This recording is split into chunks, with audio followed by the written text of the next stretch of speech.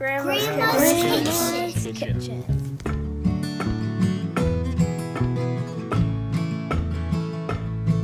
There's a fiddle tune and a wooden spoon while she's stirring and singing. There's friends leaving or family land, and then the phone's usually ringing.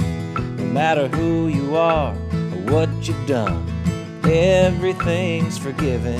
Thank God. Thank God. Thank God. Grandma's Kitchen.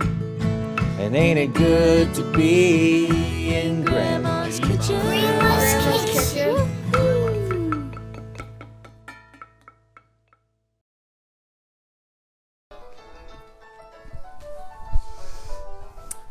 Hello, everybody. Thank you for coming back again.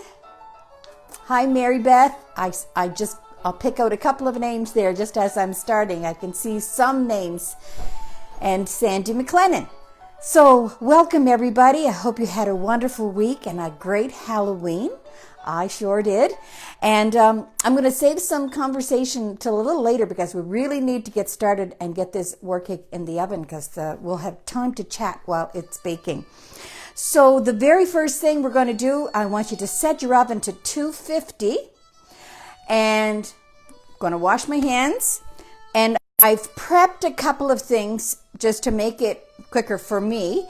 I have a tube pan.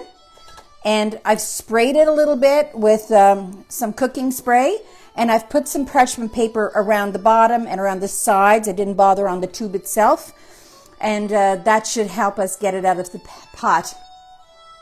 So many people out there, all of you have been making this work cake. I've been seeing the messages as the week since I posted it on Facebook, and some have not. Now, this recipe may not be as good as your recipe, but I have tried a few, and this one I really like the moistness of it. I got it from my sister, who got it from our cousin, Mary Pat Connors and Annie Ganesh, and I'm happy to make Mary's recipe, and I have made it a number of times. So I'm going to get right to it, and I'm going to turn the camera down. Hi, Marilyn Andrew. Okay, I'm going to turn it down. I'm not going to be distracted by the messages, but that was Mac Moran, of course, that you were hearing there. I love Mac. I saw him yesterday. So I'll just turn this down.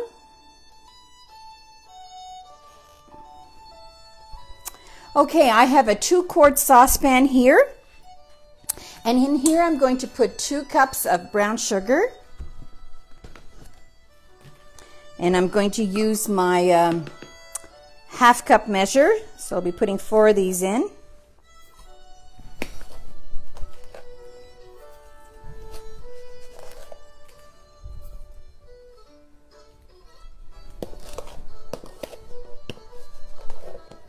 All right, there's 2 cups.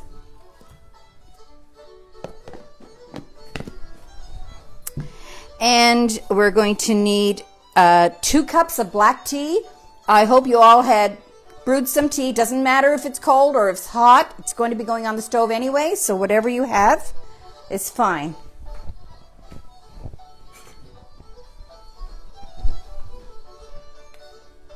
So I'm going to measure out 2 cups. Mine is still hot. Pour that right in there.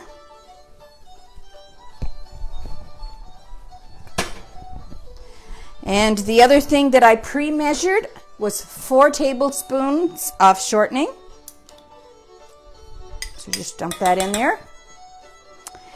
And you're going to need a teaspoon of cloves. Okay. I'm going to open this.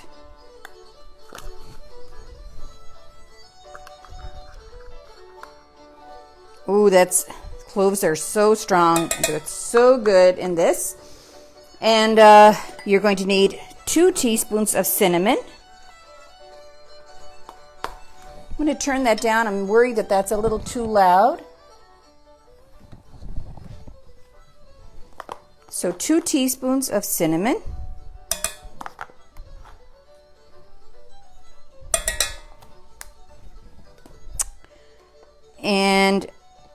a teaspoon of vanilla, my Watkins vanilla.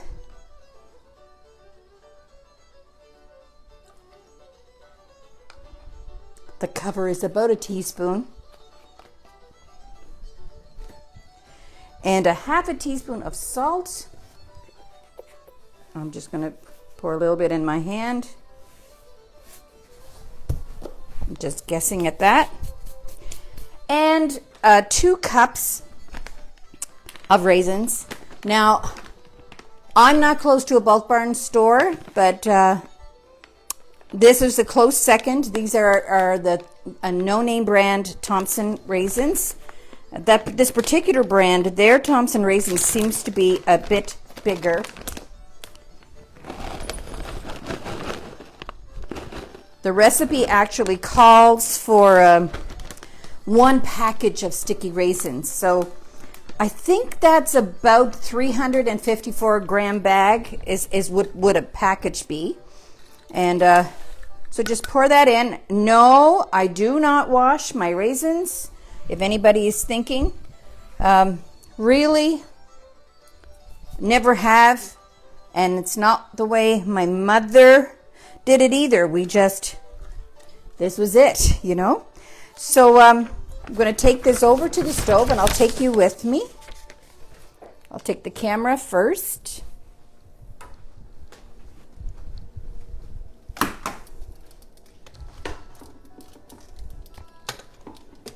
Sorry, people, I'll be with you.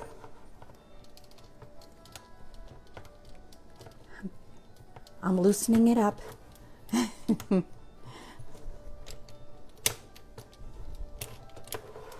There we go.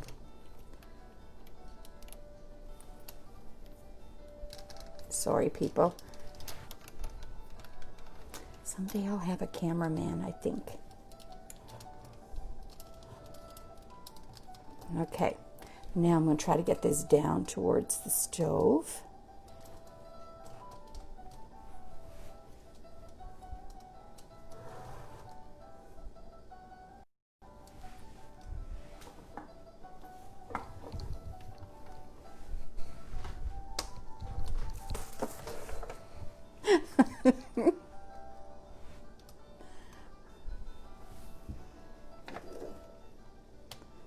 Oh dear. We'll see what we can do with that.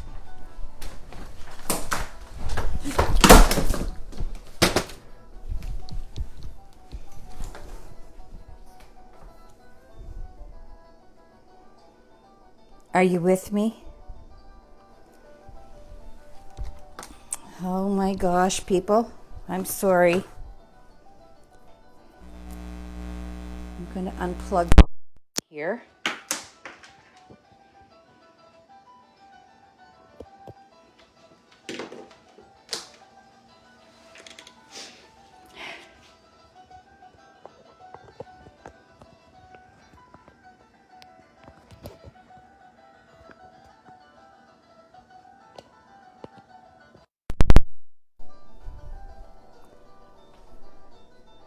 Yeah, I did. I dropped it. Just hold on a second. You know what I'm going to do? I'm actually going to hold this and mix this. So basically, I want to turn the heat on.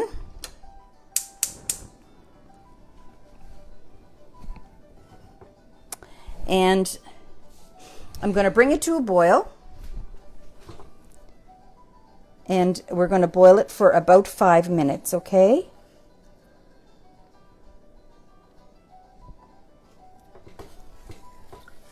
Hope you can see that. So I'm just going to let that come to a boil. I really am going to try to fix this. I'm so sorry. I'll prop you up here somehow. I have to fix my tripod. I'll put you in with my bread here. Hello, Deborah Lougheed. No one was hurt. Nobody was hurt in this accident. Okay, let me fix this darn thing.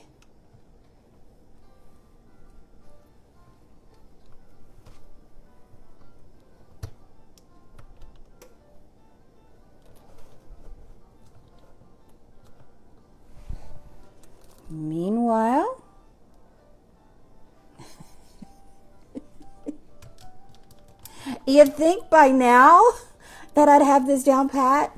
No, not happening. All right. Well, no need to apologize, MJ. Bless your heart. Thank you, Holly, and whoever was before her that said that. I appreciate that. It's in real time, so it is what it is, as they say. So I'm going to try to tilt this down without it going haywire again. So bear with me.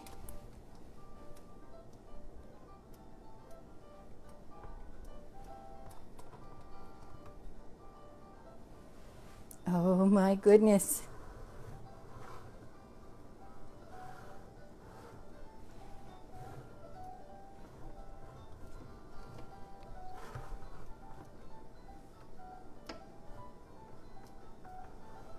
Okay, how is that, people?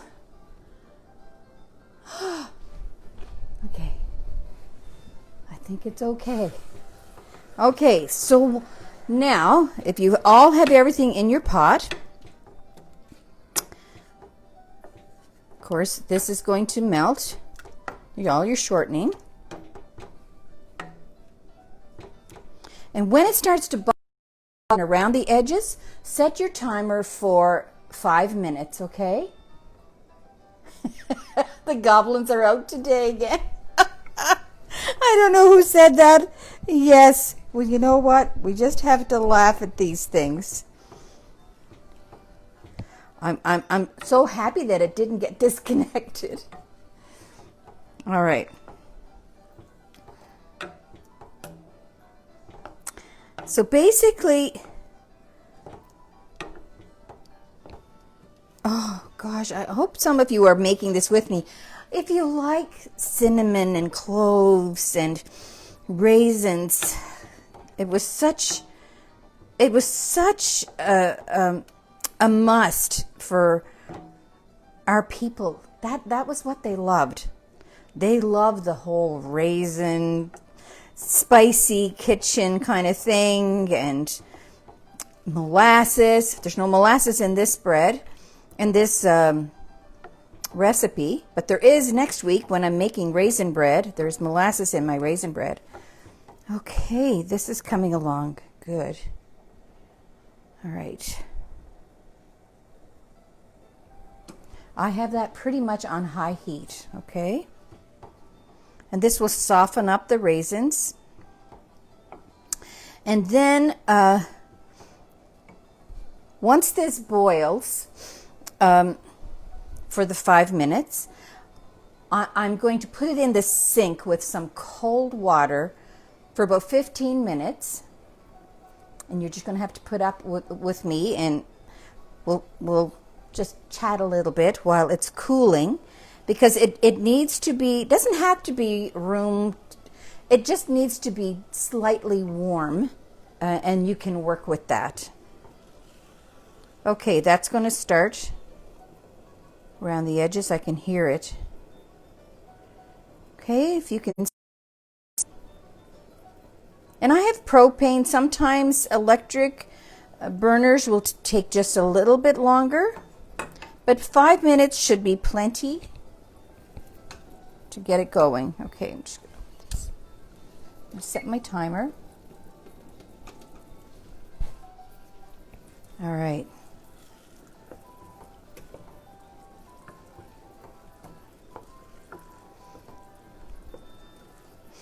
Now, I don't know like where you live, for example, but around here it was called war cake, or it was called a boiled raisin cake. And now that that's got a good boil, I'm just going to turn mine just down a little bit for the rest. But and I know that it's in some other places it was called a poor man's cake, and in some areas it was called depression cake. as I was reading about it, I was quite curious, just to talk with you guys about it. Some of the results in my search that I was reading, some was from the UK and some was from the US and then some was from Canada. So depending on where you are, it could have been called something different.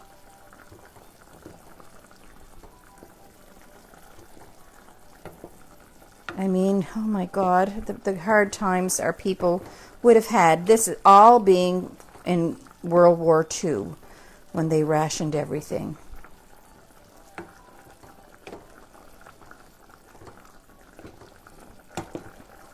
I remember my aunt was an amazing cook. Her name was Janet.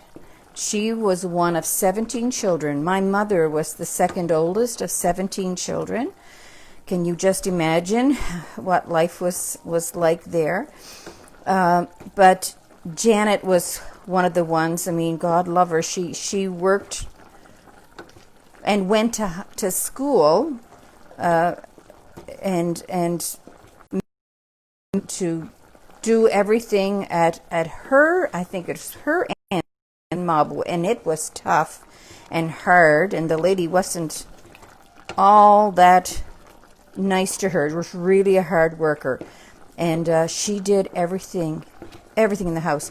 But she was an amazing baker, and as she aged, raised her own family. Her husband died young, and raised her own family. She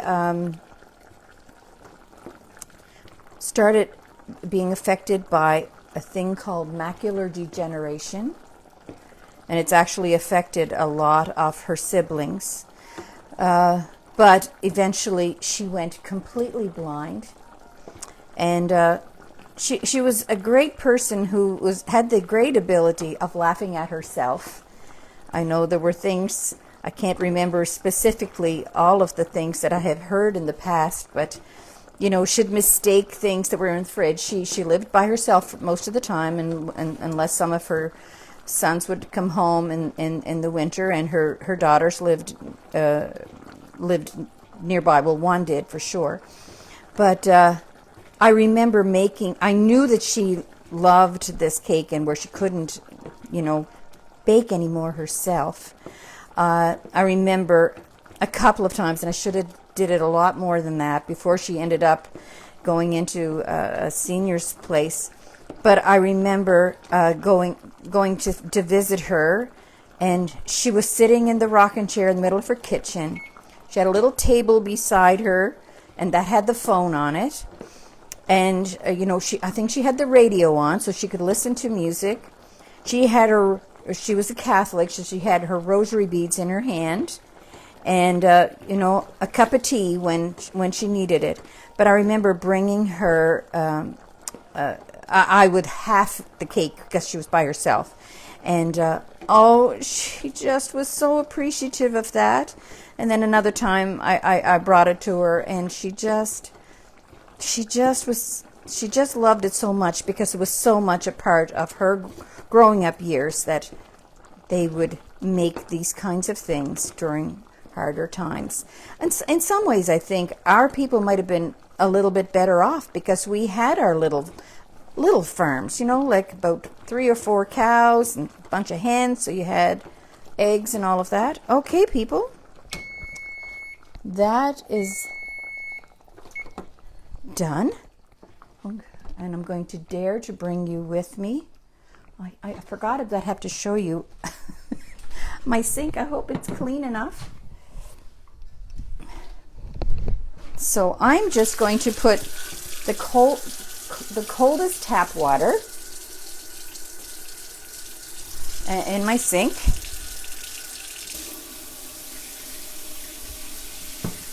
I'm going to set it in there.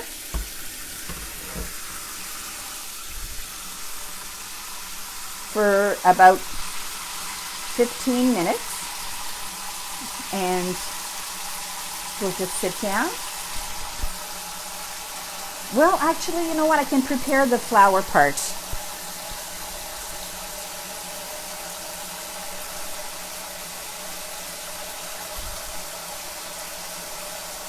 But this is one of the cakes that they made that was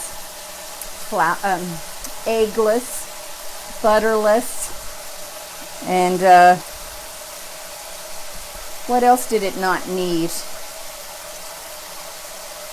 I think there were 3 items that were rationed.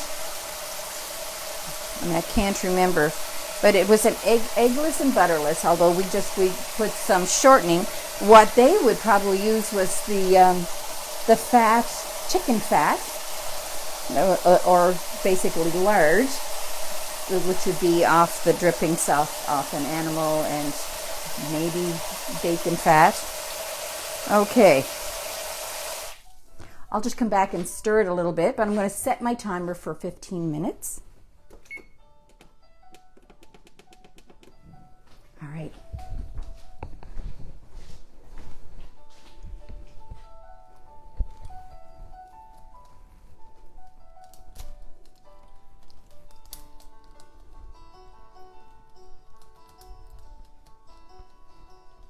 I made this for my dad for Christmas, but added more fruit. It was delicious dark fruit cake. Hi, Carolyn. Well, that's good to know. Okay, I'm just going to try to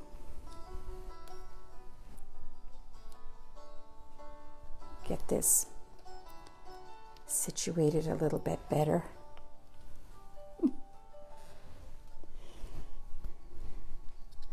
Okay. It's not perfect by any means. My other one broke.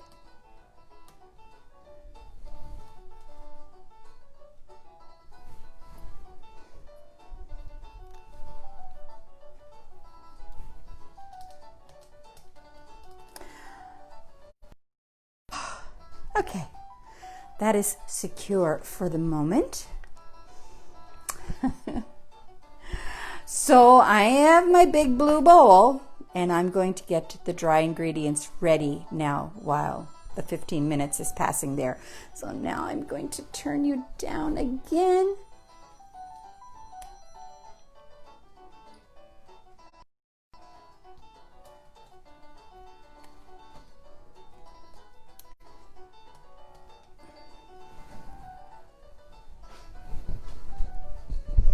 Alrighty. So in my bowl, well, just 1 minute, I can't do anything without the recipe. I am going to put 2.5 cups of flour. Now, I know there was one person that was asking me about my flour container here, which of course everything I've had since a long time. And it's a Tupperware dish, and I know that I think it's on sale recently. And if you look on my links on my website page, toonsandwoodenspoons.com, there is a link there that that is from Tupperware, from our local Tupperware dealer, which you can you know, once you order from them, they can send it anywhere. If you don't have your own consultant, that's what I'm saying. Okay, so here I have 2.5 cups of flour and 2 teaspoons of baking soda.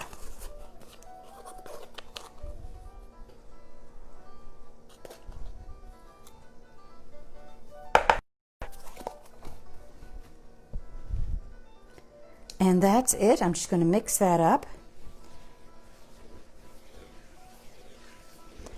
And basically, that's it for the batter. I'm going to add the other raisin mixture right to this, and we can just put it right in our pan and be. So, I'm just going to give it a little stir.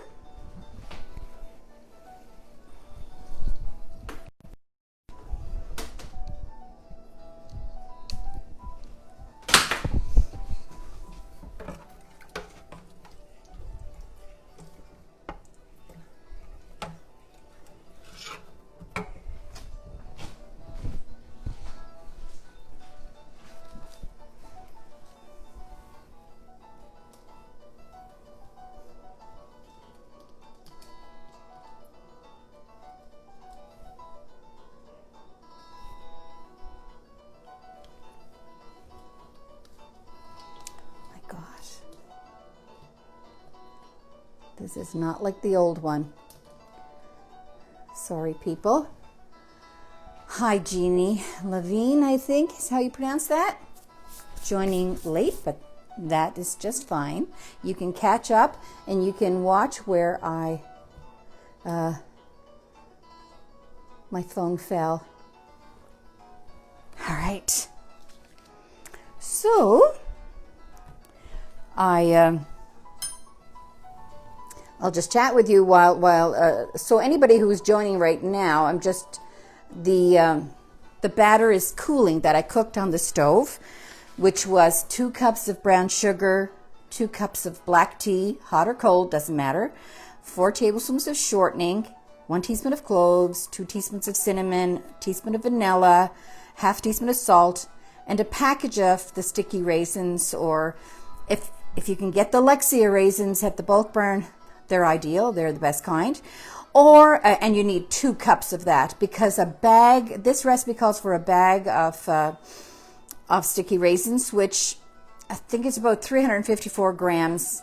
Now the raisins that I'm using are just the Thompson seedless, no name brand.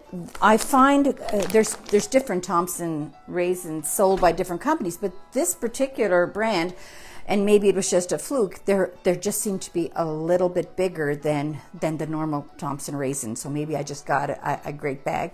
I'm not sure, but it's just fine. But so yeah, a package of that, and you bring that to a boil.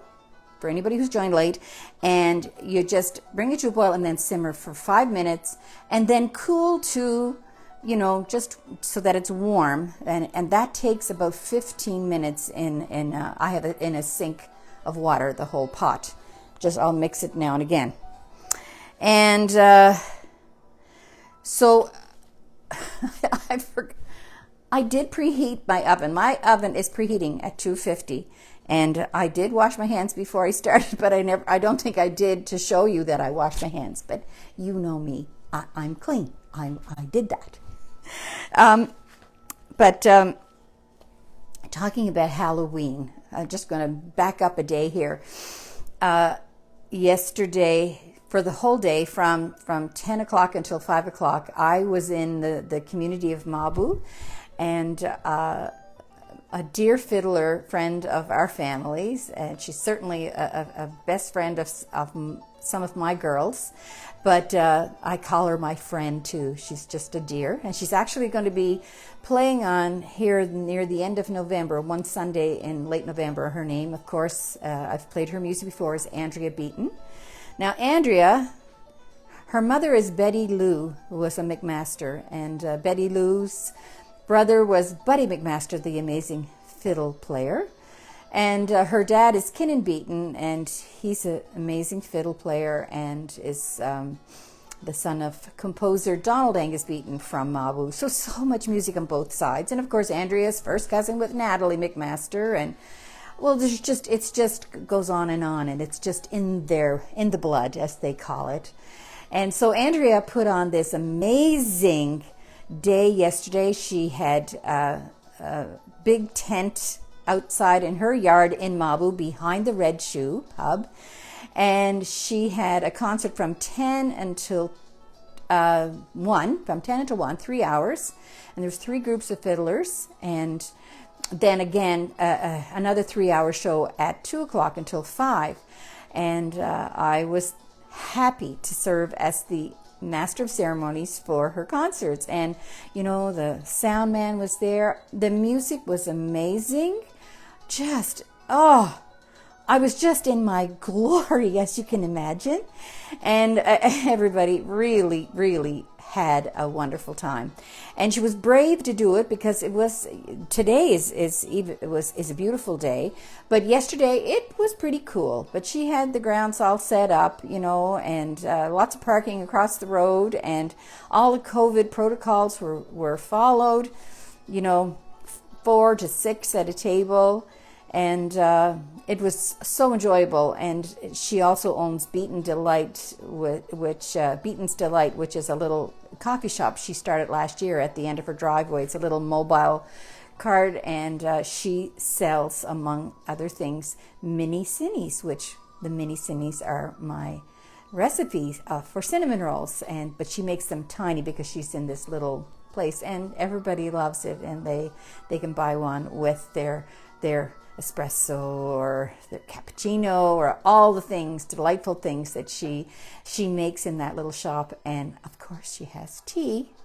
When I go there, she has tea. So, but it was a wonderful day. It was just filled with all the great Cape Breton musicians, and so she's going to do it again sometime. Probably not in the wintertime, but when it's a little bit warmer. So anyway, that was my day yesterday, and then I was dressed as a witch too, which everybody came dressed, and they brought their pumpkins. I brought a COVID pumpkin, which had a mask on it, and along with it was a wine glass filled with wine, because I thought, yeah, that pumpkin's probably tired of this COVID as well. So there was lots of people dressed up. There was prizes for the best dressed adult and the best dressed child, and it was just really, really fun. And she's just so brave to be able to do that at this time of year, and to get everybody out. And so there was seniors there, down to children, and it was a beautiful thing. So I certainly thought that it was something well worth the effort, and that's something that she will do again. I'm just going to go stir the pot.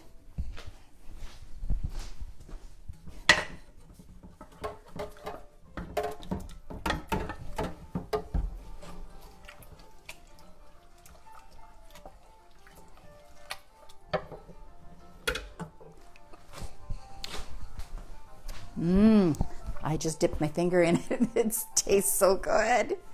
I know you'll love it. If you've never had it, I know if you like that combination of raisins and spices, you're going to love it. You will. You'll love it. So another important thing to tell you, today's November the 1st, but tomorrow is November the 2nd.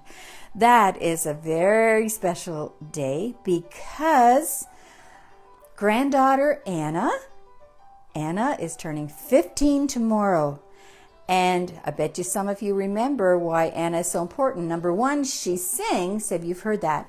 But the most important thing is that she named us, me, and this show, Tunes and Wooden Spoons. That was her suggestion from the first day when I made cinnamon rolls. And I wish her a very happy birthday, Anna. If you're watching, I know they're having a birthday barbecue today, which we couldn't get to today, but up there in Halifax. But we love her dearly. We're so proud of her, and I hope you have a happy 15th birthday, Anna. Thank you very much for naming this Tunes and Wooden Spoons, because it not only do we bake things, but we do have entertainment from time to time. So we have about 3 minutes left in that. Let's just see if I have anything else to tell you about before we sit down. I guess I was going to talk about all of the. Have you ever looked up the ration rules back in World War II? I was quite interested in that, given what we were talking about. But I was talking to an old boss of mine, and he was talking about how molasses had been rationed in his day, back in for his family when he was a child. And the only people that could get the molasses were the farmers. And, some of the housewives would trade maybe some ration coupons to the farmer because they needed molasses for, I guess, the cow. He knows that answer. I can't remember exactly, but it was something to do with the cows needed some molasses, and so they would get the great big metal jugs of molasses.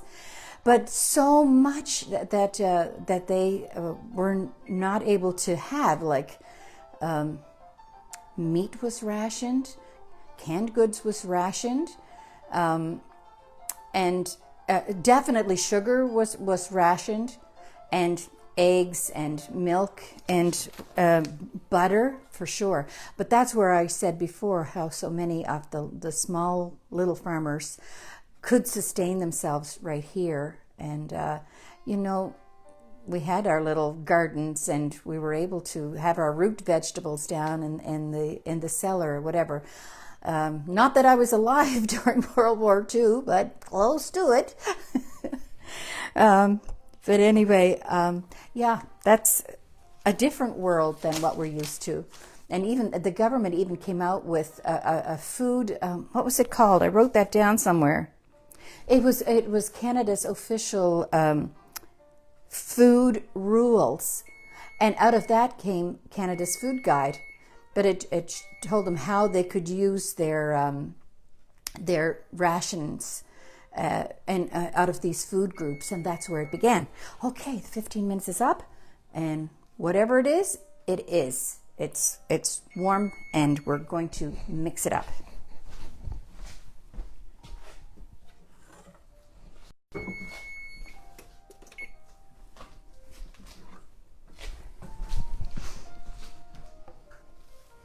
Okay, say a prayer. I'm going to turn this down again.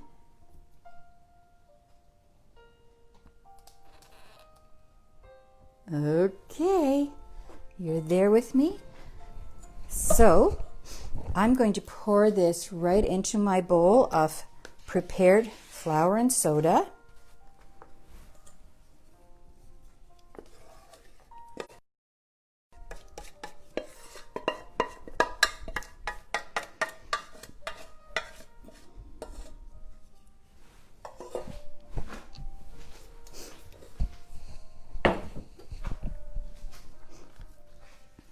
So you just mix that all up.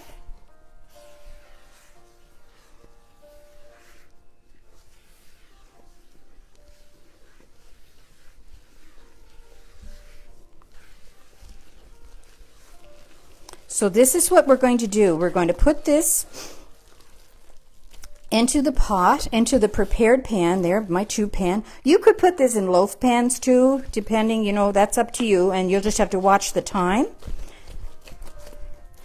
And we're going to put it in a 250 oven for about 15 minutes. And then we're going to change up the temperature to 300 and put it in for 55 minutes. Hi, Ivor. I have a little visitor.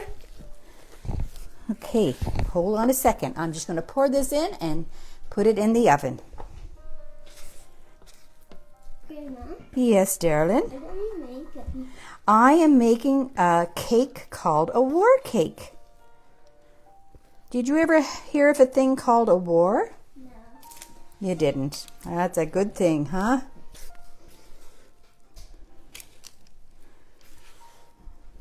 I hope you never do. Okay.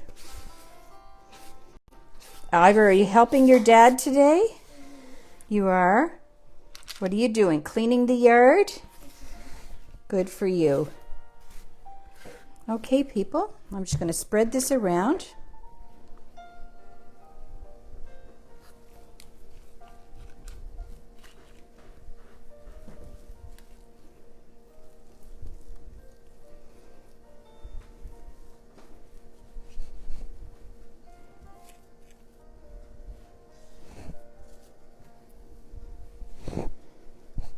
Okay.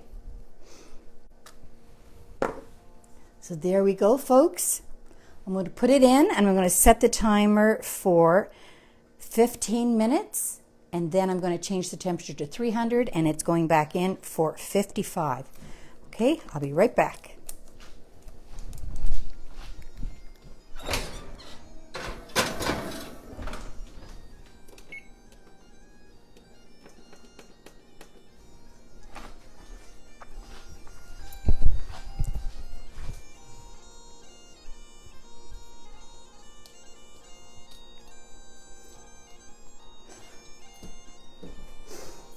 Okay. Yes, darling. In a minute, okay? Ivor, say hi to everybody. Okay, so you know what comes with Ivor? What or who comes with Ivor? Mitchell is here. And he's going to sing maybe 3 songs.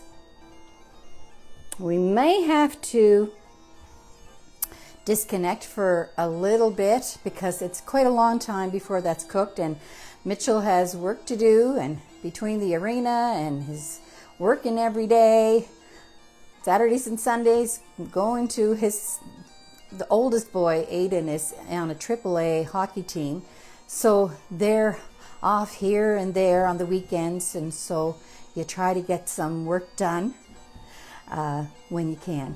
So I'm very appreciative that he came today and offered to play a few tunes for all of you. So I'm going to put the kettle on and get you turned around and pray to God that nothing happens again.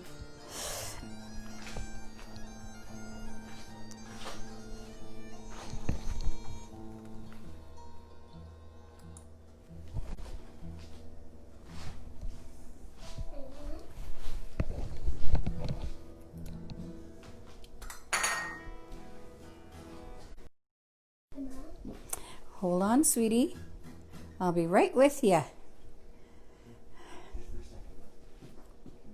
So, Mitchell, I'm going to maybe put you on this stool here. Maybe that will be better. Do you think that'll do it? Hey, folks.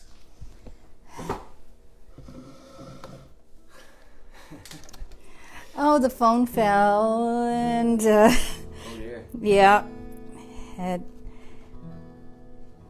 that's all right. Well, I don't know about this. Doesn't feel so secure. It's all right. I just might put it on the chair instead.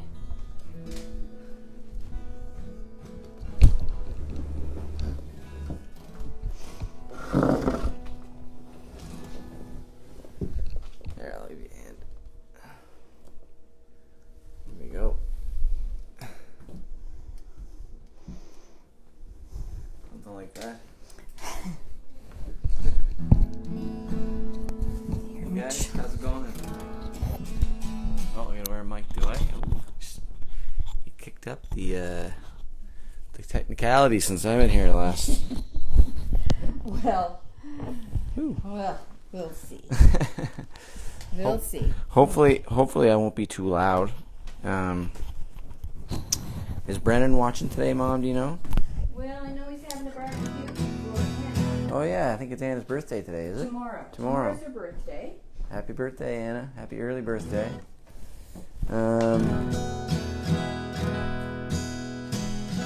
Yeah, good to be back on Tunes and Wooden Spoons. Yeah, it's been a little while. Sorry, I feel bad because I live so close, and it's hard to find the time to come and support my dear mother. 3 kids, I tell you, will keep a fellow busy. Try 7, yeah. I can't. I can't. I'd have 7 though if my wife would let me, but it's all good. Yeah, so I'm gonna play a few quick tunes for you, and my wife and I we've been picking away, renovating our house for quite a while with kitchen renos and bathroom renos. So every minute I get when I'm not working or on the road for hockey, I'm trying to pick away at that stuff. So I don't have a whole lot of time. I wish I could fill the whole hour for Mom today, but just a little too much on the go. So we're gonna play a few songs, and yeah, thanks for having me, Mom. And Ivor, you're just gonna chill out right there while Dad's singing a couple songs. You good? Yeah? Right on. Feel free to sing along if you know any words, right? I'm gonna start off. This is probably my new favorite song, I guess. And it was introduced to me by family friends of ours the McCackerns. Well, Carol Ann's husband Ross Mannering, we were just having a little get together and introduced me to this new artist called Ian No. And he's got this song called Irene Raven Bomb. And it's, I guess it's about that, I don't know, maybe everybody has a relative out there somewhere that likes having a drink maybe a little too much. And they're great to be around, but really deep down inside, they're suffering a little bit because they just can't seem to get enough of it. And he tells a story about this song on YouTube, where it's about his cousin that came over for Thanksgiving dinner, and she had a few too many drinks for her, and she picked up her uncle's cup of coffee thinking it was gravy and dumped it all over her turkey and mashed potatoes. And that's how Thanksgiving dinner started for Irene. So this song's called Irene Raven Bomb. I hope I'm not too loud. Feel free to comment. I'm wearing a mic here, and we'll see how it goes.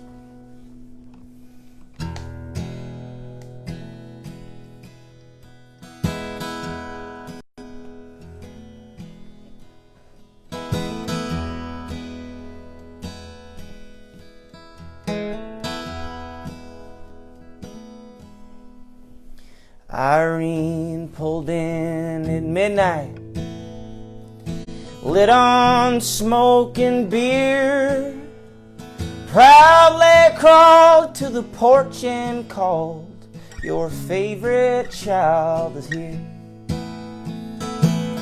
Ma asked, "Where you living? And are you living right within?" She said, "With fire like a gospel choir, a saint immune to sin." Old Irene, like a raven bomb, she's cutting every rug and killing every jug she comes upon. Old Irene, never lacking charm, said I was feeling good and in the neighborhood I mean no harm. Irene sat down for supper, pouring Visine into her eyes. To see her trembling hand was to understand some things you can't disguise. Pa said, "Not for nothing, but you don't seem to be quite well." Irene read back with a smile and cracked, "How could you ever tell?" Old Irene, like a raven bomb, she's cutting every rug and killing every jug she comes upon. Old Irene don't believe in pain. She said to live this, need a half a pint to keep you sane. Irene said, "But I ain't happy. Sometimes I wake up feeling dead, and if the sun should shine, I'll close my blinds and pretend there's rain instead." Took down all my mirrors and gave away all my rope and guns, drowned the darkest times with some rocket wine and my faithful MASH reruns. Old Irene, like a raven bomb, she's cutting every rug and killing every jug she comes upon. Old Irene said it's sad but true, in spite of all it brings, it's the only thing that gets me through. And In spite of all it brings, it's the only thing that gets me through. Oh, it gets me through. When it gets me through. When it gets me through.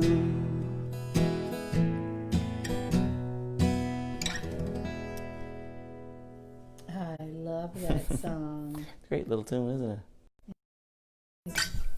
Thanks a lot, guys. Little Irene. I don't know if everybody can hear everything okay out there. If I'm too loud, I apologize. I don't know if there's any comments there. It should be fine. Yeah, Right. it should be fine. All right.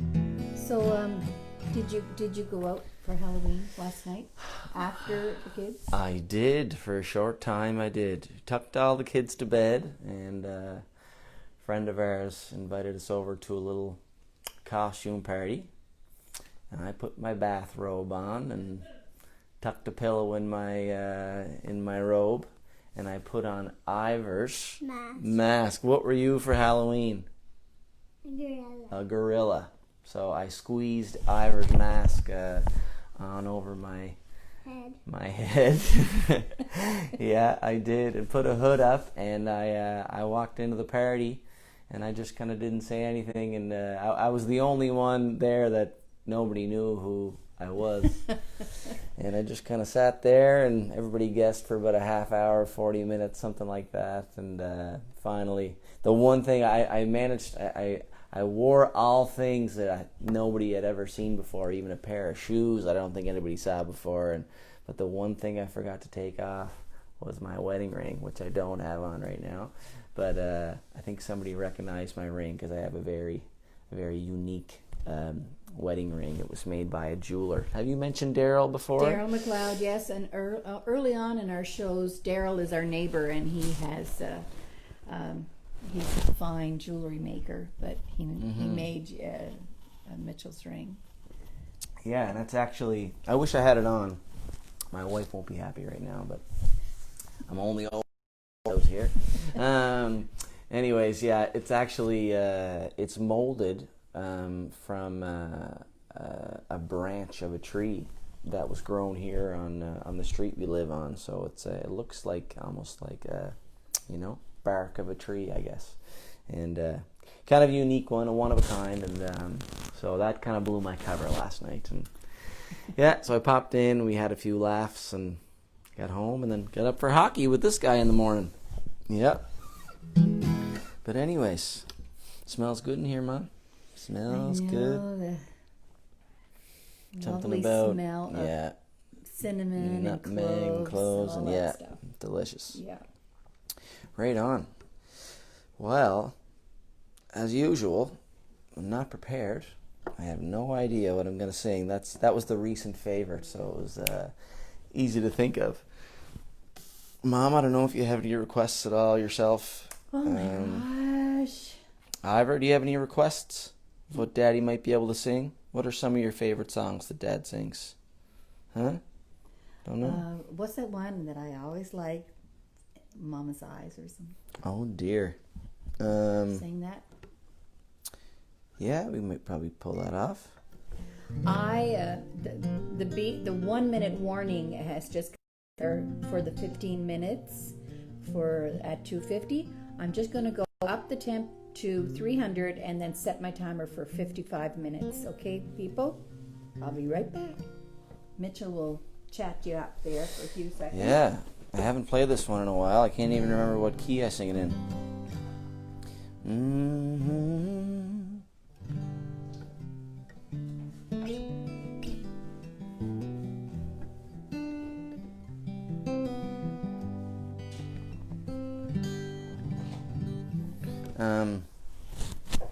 I will try this one, and I gotta look something up really quick here to make sure I got the first words right.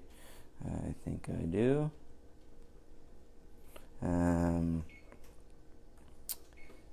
Haven't sang this one in a while, Mom.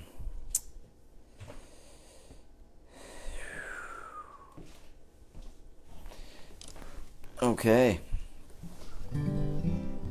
So yeah, this song, I think, well, I don't know. My brother Brennan, I think, listened to some Steve Earle back in the day, and Steve Earle. I don't know if Justin was an only child or not, but he has a son, Justin Earle. Gets his middle name from Towns Van Zandt, I believe. But Justin Towns Earle is another singer-songwriter, kind of followed his father's footsteps. And he actually, he passed away suddenly, I think it was just a couple of months ago. Had his battles himself. I don't know what it is. I seem to be drawn to artists that have their battles with different substances, maybe, but anyways, Justin Towns Earle is just an amazing singer-songwriter, and passed away there a little while ago. But anyways, this is one of his songs called Mama's Eyes, and I don't know, it's been a long time since I played it. I think I remember all the words.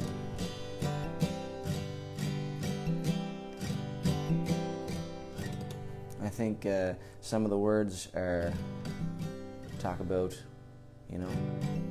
maybe following his father's footsteps, sometimes down the wrong path a little bit. But anyways, we'll give this one a go. It's called Mama's Eyes.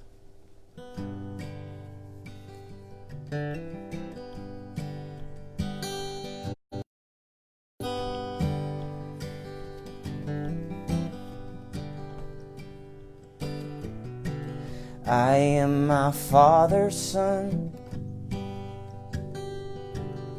I never know when to shut up,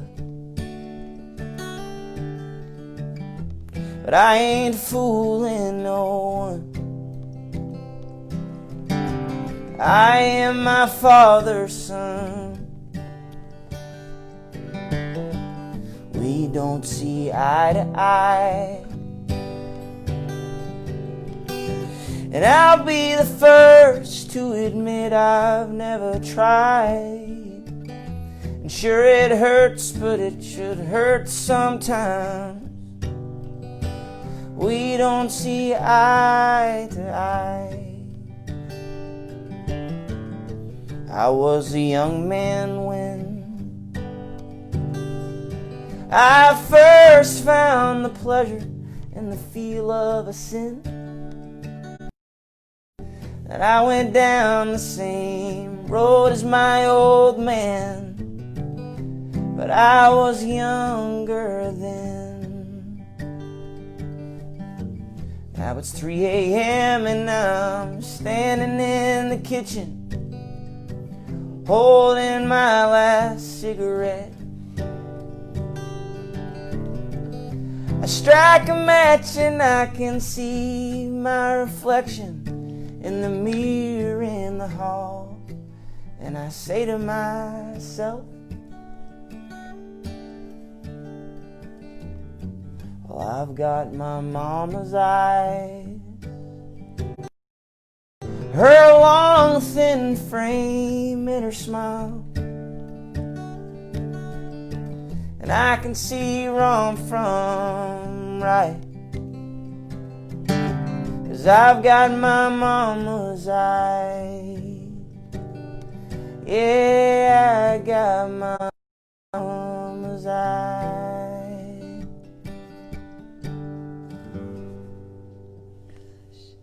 Something like that. Love it. That's a beautiful song. Thanks. Thank you. Thanks, guys.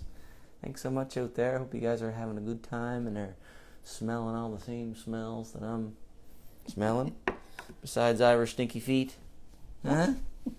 Nah, you just had a bath. Ivor loves to come over here and take my iPad and play games on it. Don't you? He does. He and I was over there the other day. And what did we make? What did we make? What did we make with the marshmallows? Smart. S'mores. We just did kind of a fake version of s'mores in a muffin tin and put crushed up Oreo cookies in the bottom of a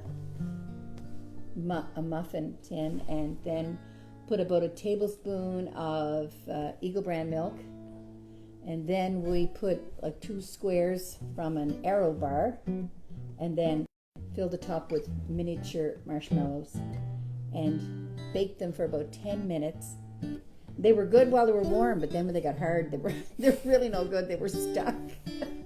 But we had fun making them, didn't we?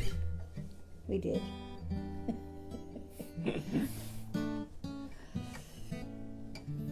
Ivor, you sure you have no songs you want to hear, bud?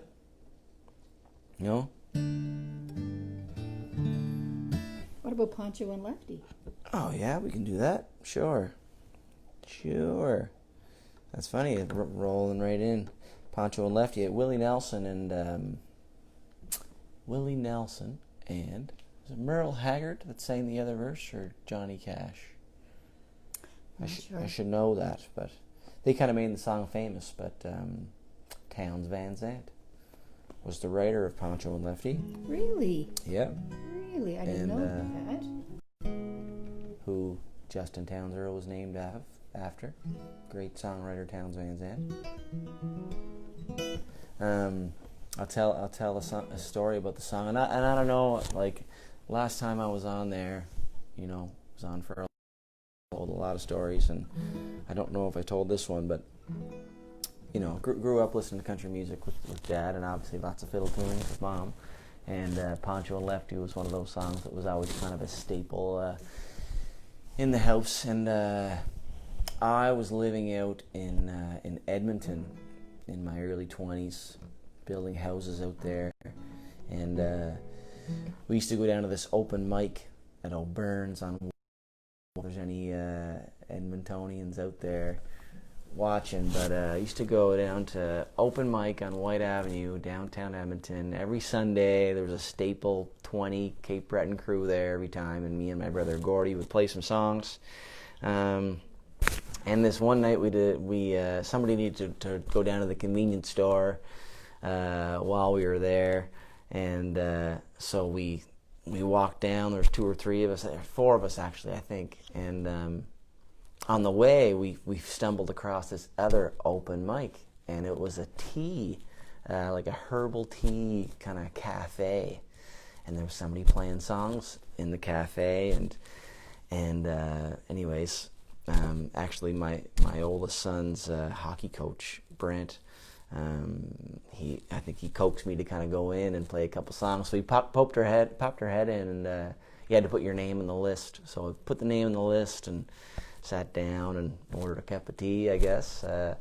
And you didn't have a guitar, did you? I forget if I ran back to get my guitar or not, because O'Byrne's was only not far down the road. And I sang 3 songs, I think is what you could sing, but I can't remember if it was the first song I sang or the last song or whatnot, but it was just a total room full of strangers and maybe a different crowd than we'd be used to hanging out with. And I sang Poncho and Lefty, and they sang every single word with me. It was like amazing. They the majority of the room knew all the words, and they sang with me. And I remember the other song I sang that night was called "Landlocked Blues" written by Conor Oberst, a band called Bright Eyes. And anyways, it actually was like one of we were just talking about it not that long ago, how it was like one of the most memorable little 3-song sessions. Wasn't there something about that place too? They were a listening crew usually. Yeah, it was. It was there was no rowdy crowd. Yeah, very, very much a listening audience, right? Mm-hmm. You could hear a pin drop in there as I was playing, and anyway. But this is one of the songs I played, Poncho and Lefty, and an old country song written by Townes Van Zandt. We'll give her a go. I'm going to put the tea on. Sure.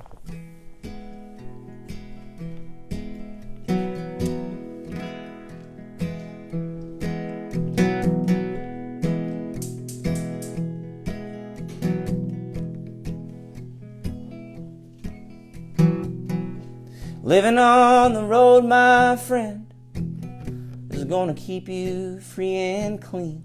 And now you wear your skin like iron. Your breath's as hard as kerosene. Weren't your mama's only boy, her favorite one it seemed. She began to cry when you said goodbye, and sank into her dream. Pancho was a bandit boy. His horse was fast as polished steel. He wore his gun outside his pants for all the honest world to feel. Pancho met his match, you know, on the deserts down in Mexico. Nobody heard his dying words, but that's the way it goes. All the federal say they could have had him any day. They only let him slip away out of kindness, I suppose. Well, Lefty, he can't sing the blues all night long like he used to. The dust that Pancho bit down south, it ended up in Lefty's mouth. The day they lay poor Pancho low, Lefty split for Ohio. That's where he got the bread to go. There ain't nobody knows. All the federal say they could have had him any day. They only let him slip away out of kindness, I suppose. Well, poets tell how Pancho fell, and Lefty's living in cheap hotels. Now the desert's quiet and Cleveland's cold, so the stories were told. Pancho needs your prayers, it's true, and say a few for Lefty too. He only did what he had to do, and now he's growing old. All the federal say they could have had him any day. They only let him slip away out of kindness, I suppose. A few gray federal say they could have had him any day. They only let him go so long out of kindness, I suppose.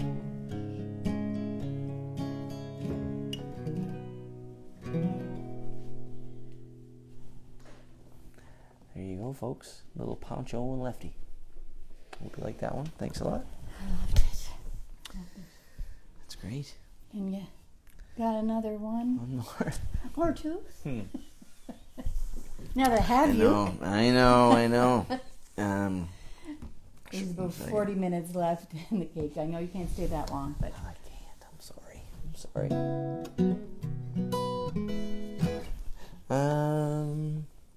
Yeah.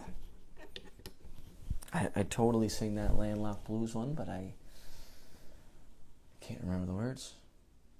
Do you want to, maybe you can assist me? Sure. Words. You can do that. Since we sang, just being reminded of that open mic that we sang the other time. This is from By Bright Eyes? This is by Bright Eyes, yeah. Ivor, would you mind turning the sound off in your game there, bud?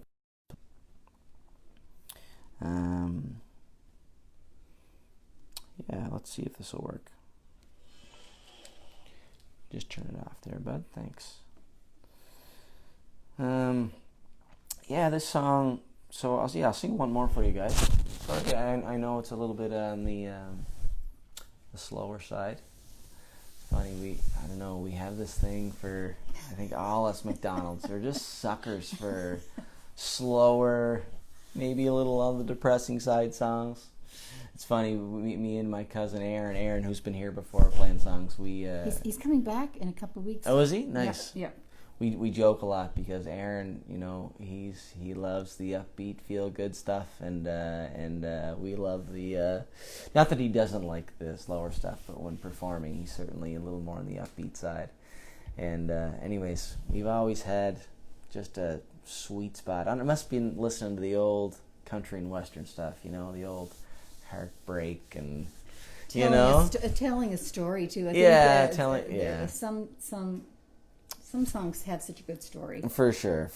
So anyways, yeah, this is a band again introduced to me. I forget if it was some of the McCackerns who I spoke about earlier, or had a buddy Jeremy Walker there who was always on YouTube or the internet searching new music, and introduced me to this band called Bright Eyes. Connor Oberst is the front man of the band, and he's just a total poet, I guess, and just has a way with words. And fortunate enough to see him in concert at least once, maybe twice, and pretty cool stuff. Maybe not for everybody, but certainly one of my favorite poets there and songwriters. So anyways, I'll sing this one for you, Mom. I may need you to keep your finger on this, and keep it from going black. Yeah, and can you see that? Yeah. Oh,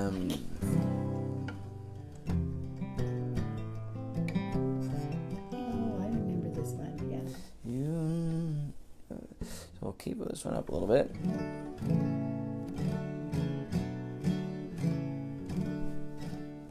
So this one's a little on the longer side, a little bit repetitive, but just the words are just, I don't know, it's just pure poetry, I find, and really nice, and yeah, just kind of, I don't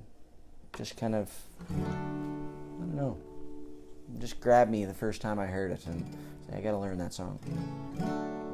Funny enough, it mentions, one of the lines in the song is, Laura's asleep in my bed, and my wife's name is Laura, but it was a song long before I met her. Yeah. So yeah, we'll give it a go here. It's called Landlocked Blues by Bright Eyes.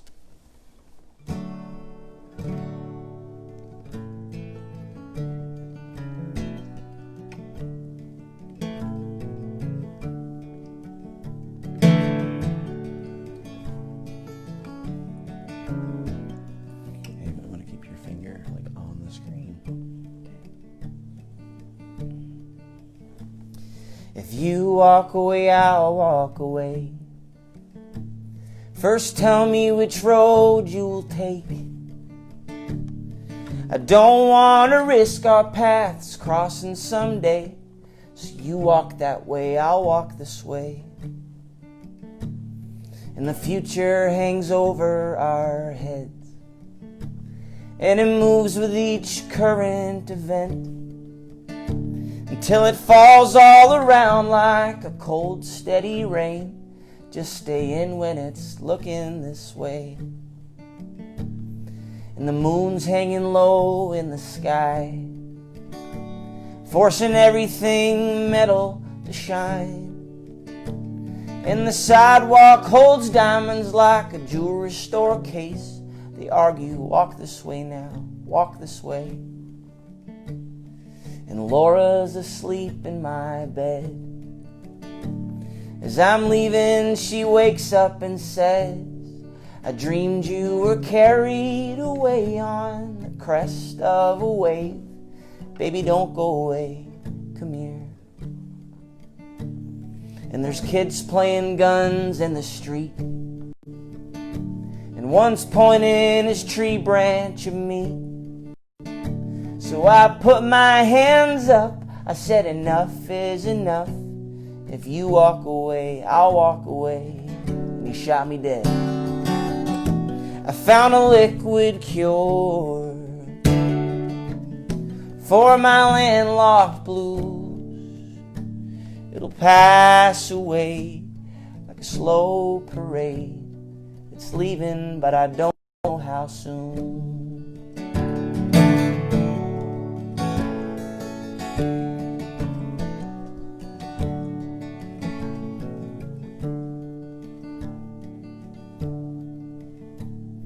And the world's got me dizzy again. You'd think after 22 years I'd be used to the spin, but it all goes around to one quotable phrase. Da da da da na na na. I'll do that one again. And the world's got me dizzy again. You'd think after 22 years I'd be used to the spin, but it only gets worse when I stand in one place. So I'm always pacing around or walking away. I keep drinking the ink from my pen, and I'm balancing history on my head, but it all boils down to one quotable phrase. Love something, give it away. A good woman you apart. A box full of suggestions for your possible heart. And you may be offended, and you may be afraid, but don't walk away, don't walk away. We made love on the living room floor, with the noise in the background from a televised war. And in that deafening pleasure, I thought I heard someone say, if we walk away, they'll walk away. But greed is a bottomless pit, and our freedom's a joke. We're just taking the piss. The whole world must watch the sad comic display. So if you're still free, start running away, 'cause we're coming for you.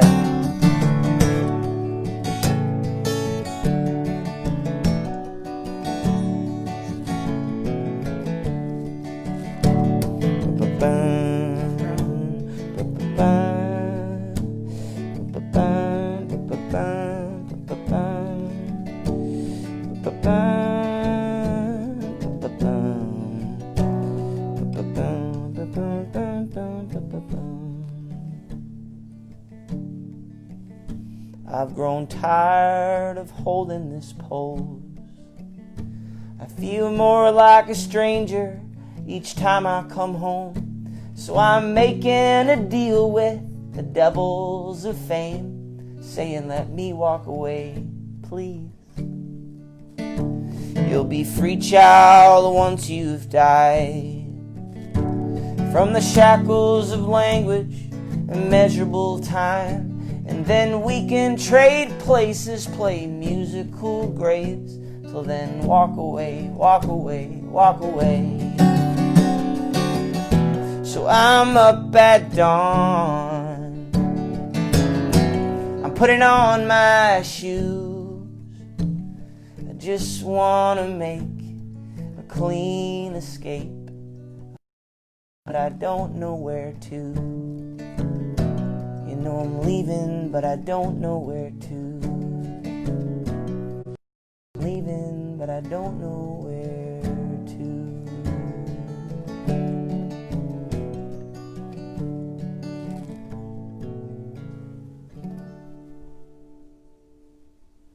There you go. A little landlocked blues for you folks.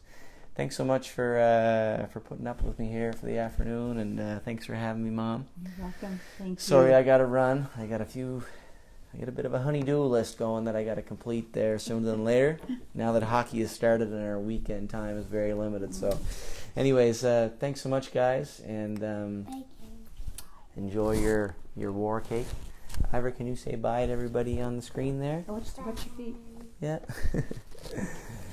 Right I'll on. take this. Oh yeah, you can take that. Oh yeah. lost my poppy along the way there, but I'll take that. There we go. Okay, folks, thanks. Happy Sunday and happy November.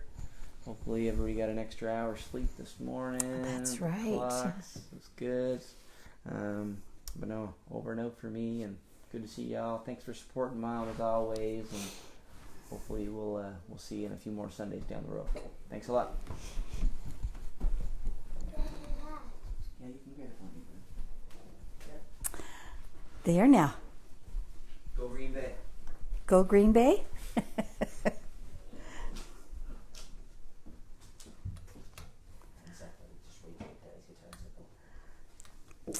People are saying bye and thank you, Mitchell. So Thank you guys. Thanks they're so a much. pretty nice crew. Awesome. Just 1 second. Okay. I'm just going to put my tea on. My water is boiling, so I'll be right back with you.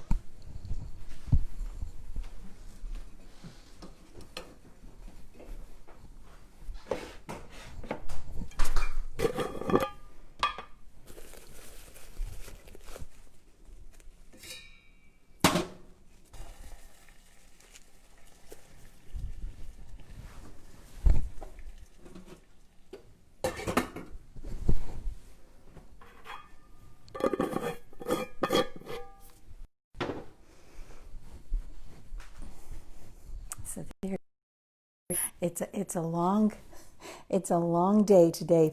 Hope you're okay with that. There's about 29 minutes left. I'm going to have a little chat with you. I think what I'll do is we'll just chat for a little while I have the tea, and I'll have a bite of my war cake that I made this week, and I hope you all did last week, made 2 pumpkin loaves and gave 1 away.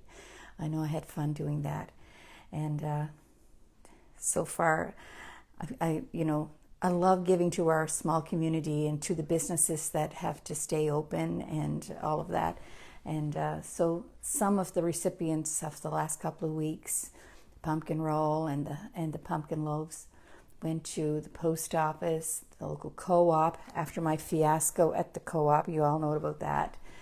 Our local home hardware store, our credit union, and then a couple of individuals that I passed on to them. So it's a feel good thing. It's so nice to do that. And when I made the war cake, one of the recipients was my husband's sister. She just loves homemade war cake. Her mother used to make it all the time, and so we brought down some to her, and she absolutely loved it. And she lives by herself now. Her sight is really bad, so she can't use the stove anymore, and we all take turns making meals for her. Cecil's family, there are 13 in the family, and quite a few of them still live around here, so everybody's so happy to help her. And she's just one of those people, she always thinks that she's a bother. And you know what? We're better people when we do things like that and share what we can do, because you never know when we're going to be in the same boat where we're going to need the help, and the day is coming closer than you think. Okay, I'm going to pour myself a cup of tea, and I'm going to sit down with you, and I may have to shut it off after that, because that's a pretty long time to have conversation, isn't it? And I will just post a picture of my finished product. Once I take it out of the oven, I'll post a couple of pictures. And I'm going to grab my teacup and put a little milk in the bottom. Because if you pour the tea in first, then you put milk in, then you need a spoon to stir it. But if you put the milk in first and then put the tea in, you don't need a spoon. So if anybody ever says, do your tea miff or tiff? Have you ever heard of that expression? Miff is milk in first. Tiff is tea in first. Well, I like mine Miff. I'm just going to go do that. Hold on.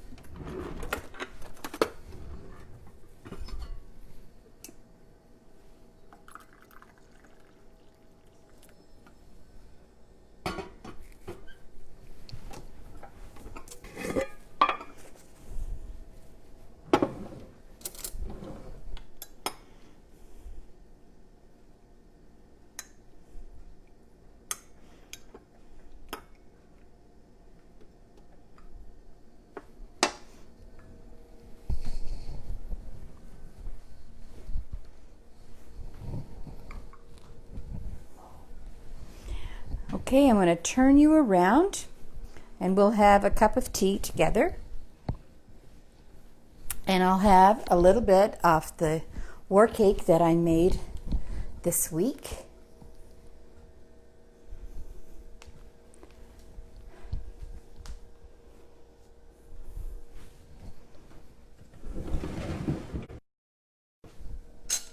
That's one thing about this cake. It is still as moist as the day I made it. It's so moist. And different people have different ways of saving it. I wrap mine in saran wrap and then in foil, and then I might put it inside of a tin can or a nice Tupperware with a tight cover and keep it in the fridge. A lot of the time, because it's such a big cake and you only need like a small slice at a serving, and some people like it with butter, I give a lot of it away to those that I know love it. Okay, I'm going to try to turn you down a little bit here. See if this works. Oh, that's good. That worked. I'm just going to take a minute and have a look at the people that are on here. I do that with all of my loaves. That was Darlene Johnson. Oh my gosh, I think she gave me the sticky toffee pudding recipe, right? Tracy McGuire, always a faithful follower. Lots of good things. Okay. And guess what I have? I have my Cape Breton tartan napkin.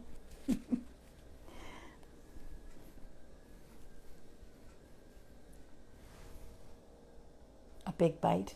Normally I wouldn't use a fork. Just take the slice and have a bite.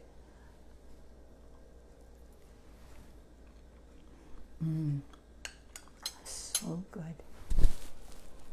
I really hope that you love it. Hi, Margie. That's my daughter, Margie. Hi, Mom, she said. Oh, I talked to her last night, but I still get just as lonesome because you don't know when we're going to see people that we've been apart from. And she's one that doesn't miss a summer, doesn't miss a Christmas, and that's not happening this year. To all of the kids that are away, Gordy and Margie and Tammy, we miss them very much. Talking to Margie last night, and Margie, I'm going to look after that issue after the show, I promise. Supposed to get back to her last night, but we started watching a movie. We didn't do that. Anyway, people, you know what we're making next week. We're making poor Hood Grandma's raisin bread. I swear she made the best raisin bread.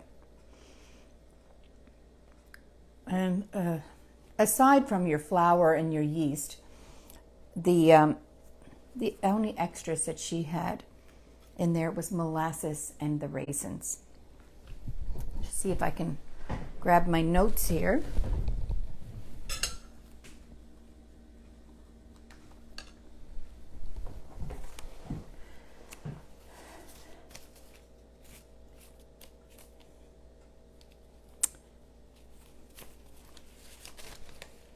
For the raisin bread, you'll need an egg.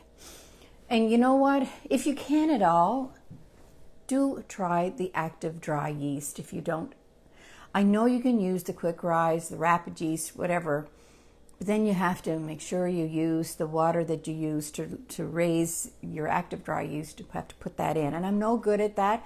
These are the recipes that I am showing you that I have the recipe for. And I'm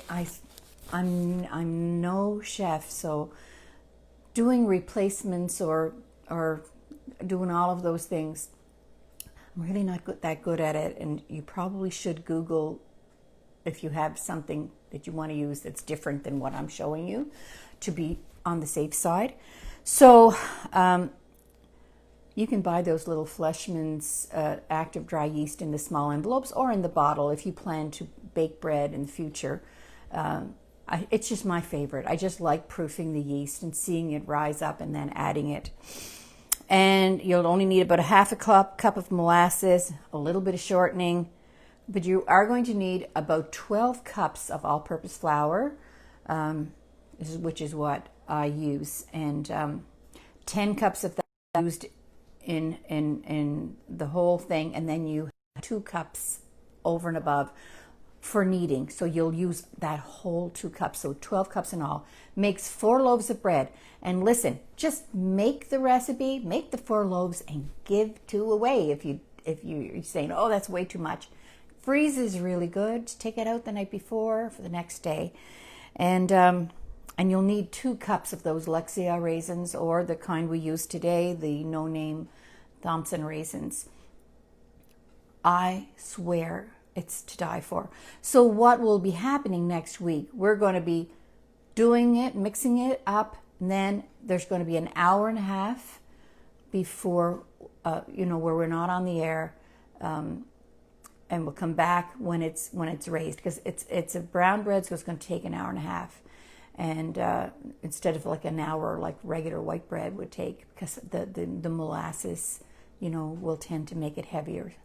And then it has to raise another hour after we pan it. And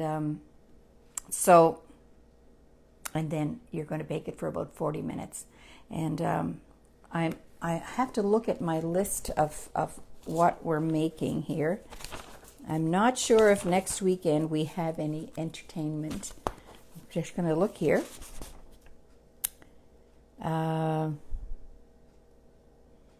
Yeah, possibly we'll have Aaron next weekend. It depends on his hockey schedule, but he's kind of slated in there. I never know for sure.